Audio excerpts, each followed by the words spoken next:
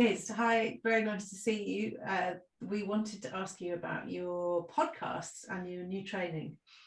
Thank you for having me.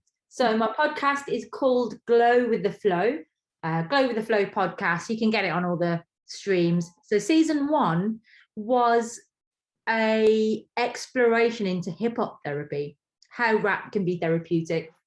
So in the podcast, we explore what hip hop therapy is, why it's important, how it works, neuroscience, evidence-based, case studies, stories and music and bars that have been therapeutic. And we interviewed actual hip hop therapists, poetry therapists, rappers. Season 1 is already released and season 2 got funded by the Arts Council. So we are going to be releasing that in January.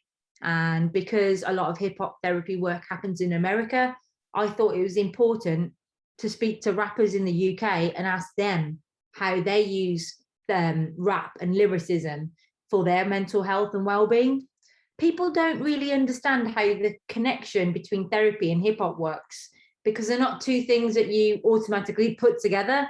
And because of the visuals in hip hop videos, the language that's used, sometimes people see a dark shadow side of society presented and they think that's all that hip hop is.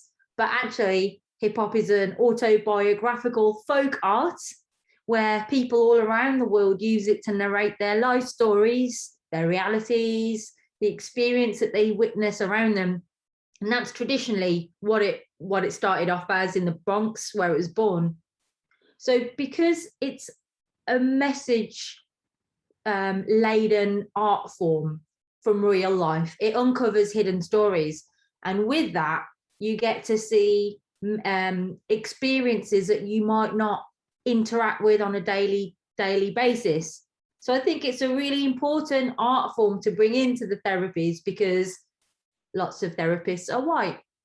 Lots of Black, Asian, minority ethnic people don't have access to mental health. They don't have the same roots in. And when they get there, they don't see people who, well, I don't see people who mirror me. And I'm somebody who's used the mental health system for the last 20 years.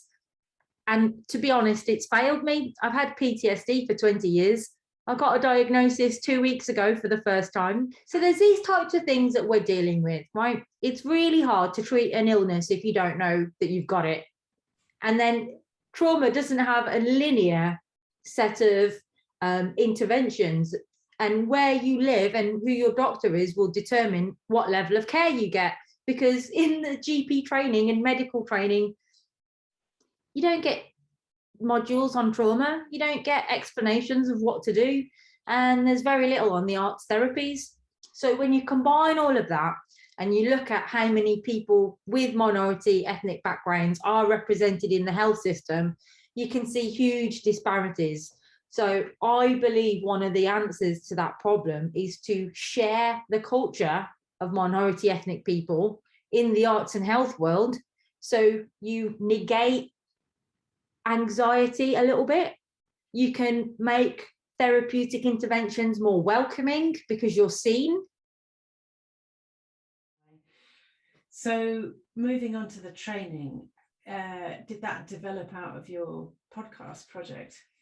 So thank you to the Bearing Foundation for your funding, and thank you to Birmingham Centre for Arts Therapies for partnering with me on this. I started to look around for courses online to do in therapeutic hip hop. Nothing exists. So how am I in the UK going to build a workforce to work with me in hip hop heals if nobody knows what I'm doing or how to do it? It's a new thing. I've got a new branch of it. It's narrative based, and we look at human beings as characters and archetypes in the Jungian psychology kind of model. And there's a lot of work around that in drama therapy when people use masks. So people will use blank masks and then use their body language to express stuff.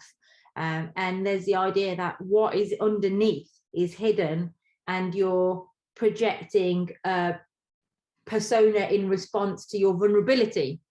So when you look at that in terms of rap, people have been oppressed structurally, they've been kept from jobs, kept from equal access to health, kept from fair treatment in the justice system.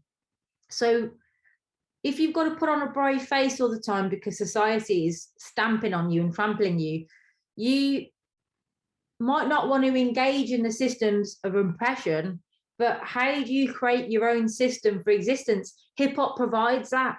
It's a culture in which people can express who they are, how they are, and they are free. So in the training course, we'll have a mixture of arts therapists, an 18-year-old lad who goes to church that wants to use some techniques in the local youth club. We'll have rappers, we'll have people who work for the council, maybe some teachers, helping professionals, not just counsellors and therapists. And then by the end of the course, the 6 modules, everybody will have, at least 6 therapeutic tools from the hip hop therapy people. They'll have had a chance to make a workshop. We're funding people to get a DBS if they don't have it. So we're prioritising people on low incomes because this is about widening access for minority ethnic people. And we'll be offering work experience as phase 2. So once you've done the training, you get a workshop supported by me. You go and find where you want to do it. You go and work in your community. You set it up. We'll pay you to do it. And we'll give a package of supervision for the following year so you can keep building. So Birmingham Centre for Arts Therapies, as part of their commitment to this work, they're going to offer group supervision. So working in health, working in mental health can lead to all sorts of burnout and tiredness and mental drain and exhaustion, and things happen with people. People bring weird stuff into workshops, and sometimes you don't know if you've done the right thing. So supervision is there to support us to unpick and tease out what we are doing in our practice reflectively, so we can keep improving and making sure that we're safe and our participants are safe. So it's an ongoing process, this training, where we're continuing the relationship over a year. So it's not like come for 6 weeks and then we're just going to dump you in the world and expect you to go and do some workshops.